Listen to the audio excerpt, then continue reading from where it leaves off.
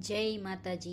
જો ખીચડી ભેળવવાની છે તો એની માટે આવા long grain rice, Patna rice લાવવાના છે અને ग्रीन मूंगनी दाल अभी टूटेली। तो हम खिचड़ी मिक्स करते हैं घर पर ऐसे ही स्टोर करने के लिए। तो पटना राइस और ये मूंग दाल, और इसमें आप मसूर की दाल भी डाल सकते हो। मैं डालती हूँ इसीलिए क्योंकि कहीं खाते ही नहीं हम।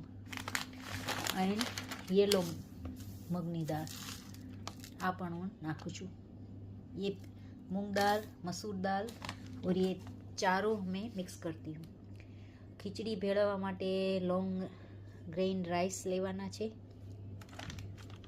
मगनी दाळ, पीળી मगनी दाळ અને થોડક મસૂરની દાળ। જો આવી રીતના બધું મિક્સ સરખા ભાગે લેવાનું છે। જો આ 1.5 કિલો આ છે અને 1.5 કિલો આ છે।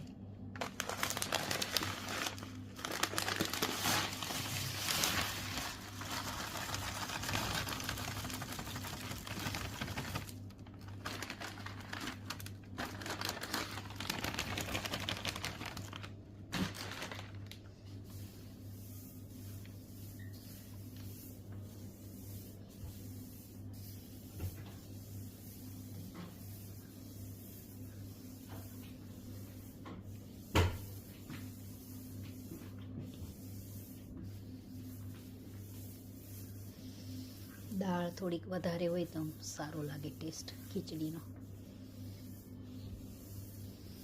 અને ખીચડી બનાવતી વખતે મેથીના દાણા નાખવાના અને માટીના વાસણમાં બનાવવાનું, એટલે ખીચડી આપણી મોજવાળી થાય। કઢી સાથે ખાવાનું, ઘી સાથે ખાવાનું। खिचड़ी એટલે खिचड़ी बेस्ट खिचड़ी है वो हमारे हेल्थ के लिए खिचड़ी बहुत अच्छी है। जब हम बनाते हैं तब मेथी दाने डालना है 5-6 और मिट्टी के बर्तन में बनाना है।